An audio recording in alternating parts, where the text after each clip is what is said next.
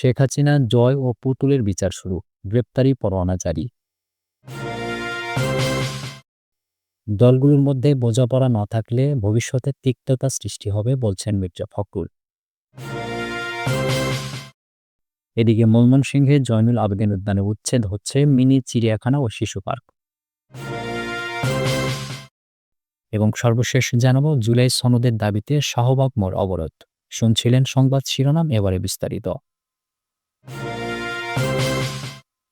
শেখ হাসিনা, জয় ও পুতুলের বিচার শুরু, গ্রেপ্তারি পরোয়ানা জারি। রাজধানীর পূর্বাঞ্চলে নতুন শহর প্রকল্পে ৩০ কাঠা প্লট বরাদ্দের জালিয়াতির ঘটনায় পৃথক ৩ মামলা করে দুদক। এই ৩ মামলায় সাবেক প্রধানমন্ত্রী শেখ হাসিনা, তার ছেলে সজীব ওয়াজেদ জয় ও মেয়ে সাইমা ওয়াজেদ পুতুলের আনুষ্ঠানিক বিচার শুরু হয়েছে। বৃহস্পতিবার ঢাকার বিশেষ জজ আদালত ৫-এর বিচারক মোহাম্মদ আবদুল্লাহ আল মামুন তাদের বিরুদ্ধে অভিযোগ গঠন করেন।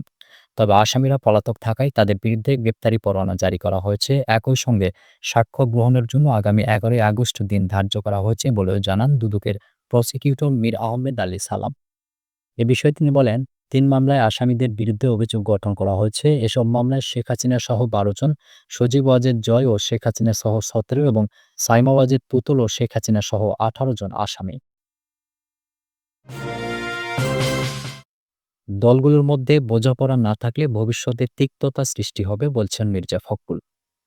রাজনৈতিক দলগুলোর মধ্যে পারস্পরিক বোঝাপড়ার অভাব থাকলে ভবিষ্যতের রাজনীতিতে তিক্ততা সৃষ্টি হতে পারে বলে মন্তব্য করেছেন বিএনপির মহাসচিব মির্জা ফখরুল ইসলাম আলমগীর। তিনি বলেন, দলগুলোর মধ্যে একটা ন্যূনতম বোঝাপড়া থাকা জরুরি, তা না হলে রাজনীতিতে কাদা ছোড়াছুড়ি বাড়বে, গণতন্ত্রের অপব্যাখ্যা হবে, যার ফলে রাজনীতির পরিবেশ আরও কলুষিত হয়ে উঠবে। বৃহস্পতিবার ঐতিহাসিক জুলাই আগস্ট গণ অভ্যুত্থানের বর্ষপূর্তি উপলক্ষে জাতীয় প্রেস ক্লাবে এক আলোচনা সভায় মির্জা ফখরুল এসব কথা বলেন। বিএনপির মহাসচিব বলেন, দীর্ঘ লড়াই সংগ্রামের পর গণতান্ত্রিক বাংলাদেশ গড়ার একটি নতুন সুযোগ এসেছে। আমি মনে প্রাণে গণতন্ত্রে বিশ্বাস করি। বিপ্লব যারা করবেন তারা বিপ্লবী দল গড়বেন, বিপ্লবী সরকার গঠন করবেন এবং বিপ্লব সফল করবেন। তিনি আরও বলেন, নির্বাচনের মাধ্যমে জনগণের সমর্থন নিয়ে সরকারে যেতে চাই। জনগণের কাছে ওয়াদাবদ্ধ কাজগুলো করার চেষ্টা করব। জনগণ যদি আমাকে গ্রহণ করেন তাহলে আসবো, না হলে আসবো না। মত প্রকাশের স্বাধীনতা ও বিচার প্রাপ্তির অধিকার নিশ্চিত করতে হবে। মির্জা ফখরুল বলেন, প্রযুক্তির পরিবর্তনের সঙ্গে সঙ্গে মানুষের মন মানসিকতা বদলাচ্ছে। এই পরিবর্তনের ধারায় পুরানো কাঠামোতে রাজনীতি টিকিয়ে রাখা কঠিন হয়ে দাঁড়িয়েছে। চীন ও আমেরিকার উদাহরণ দিয়ে তিনি বলেন, দেশভেদে রাজনৈতিক কাঠামো ভিন্ন হলেও আমাদের প্রয়োজন মুক্ত সমাজ ও মুক্ত রাষ্ট্র গড়া। বিএনপির মহাসচিব বলেন, ১৯৪৭ সালে ব্রিটিশ শাসন থেকে মুক্তি পেলেও পরে পাকিস্তানি ও এখন অভ্যন্তরীণ নানা গোলামির ঘেরাজেলে আমরা আবদ্ধ। এই মনস্তত্ত্ব থেকে বেরিয়ে বড় করে ভাবতে হবে। গণ অভ্যুত্থানের শহীদদের তালিকা না হওয়ায় অন্তর্বর্তী সরকারের সমালোচনা করে মির্জা ফখরুল বলেন, ১ বছরের বেশি সময়েও শহীদদের তালিকা করা হয়নি। যারা জীবন দিয়েছে তাদের পুনর্বাসনের উদ্যোগ নেওয়া হয়নি। গণ অভ্যুত্থানে আহত সাভারের একটি শিশু কথা উল্লেখ করে আবেগপ্রবণ কণ্ঠে বিএনপির মহাসচিব বলেন, গতকাল ৭ বছরের এক শিশু এসে আমাকে জড়িয়ে ধরে বলেছে তার খুলিটা প্লাস্টিকের, এর চেয়ে বড় ত্যাগ আর কিছু হতে পারে না। আমরা যদি সঠিকভাবে দাঁড়াতে না পারি তবে তাদের সামনে আমরা প্রতারণা করব।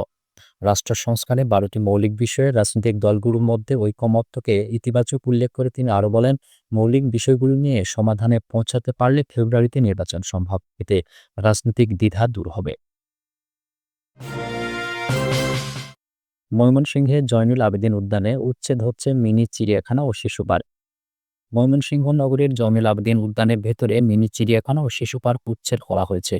বৃহস্পতিবার দুপুরে জেলা প্রশাসন ও সিটি কর্পোরেশনের ৩ জন ম্যাজিস্ট্রেটের নেতৃত্বে একটি দল সেখানে অভিযান চালায়। এ ব্যাপারে সিটি কর্পোরেশনের প্রধান নির্বাহী কর্মকর্তা সুমনা আল মজিদ বলেন, চুক্তির শর্ত ভঙ্গ, অর্থ পরিশোধ না করায় মিনি চিড়িয়াখানা ও পাশের জমিতে করা শিশু পার্কের চুক্তি বাতিল করে উচ্ছেদের সিদ্ধান্ত নেওয়া হয়। উচ্ছেদ হওয়া স্থানে শিশুদের জন্য কিডস জোন করার সিদ্ধান্ত নেওয়া হয়েছে। শিশুদের জন্য লাইব্রেরি, খেলনা ও কিছু রাইড থাকবে এবং বাগান করে দেওয়া হবে শিশুরা যেখানে খেলাধুলা করবে। সিটি কর্পোরেশনের সূত্রে জানা গেছে, জয়নুল আবেদীন উদ্যানে মিনি চিড়িয়াখানা ও চিড়িয়াখানা সংলগ্ন শিশু পার্কের ভূমি ইজারার চুক্তিপত্র বাতিল করে গত ২৬ জুন ইজারা গ্রহীতা মোহাম্মদ সেলিম মিয়াকে একটি চিঠি দেয় সিটি কর্পোরেশন। চিঠি পাওয়ার ৩ দিনের মধ্যে সেখানকার অবকাঠামো ও পশু পাখি নিজ হেফাজতে সরিয়ে নেওয়ার অনুরোধ করা হয়। ইজারা গ্রহীতা সেলিম মিয়া হলেন মহানগর আওয়ামী লীগের সাংগঠনিক সম্পাদক ও সিটি কর্পোরেশনের ৪ নম্বর ওয়ার্ডের সাবেক কাউন্সিলর মাহবুবুর রহমানের শ্যালক। চলতি বছরের ৮ই মার্চ গ্রেপ্তার হয়ে কারাগারে আছেন মাহবুবুর রহমান।